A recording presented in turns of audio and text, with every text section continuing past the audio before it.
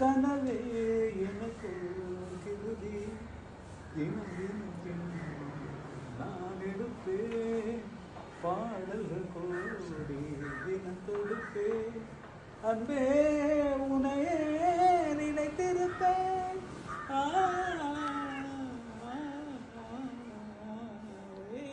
கரையில் இப்படிலாம் பாட்டு எனக்கு அவசியது.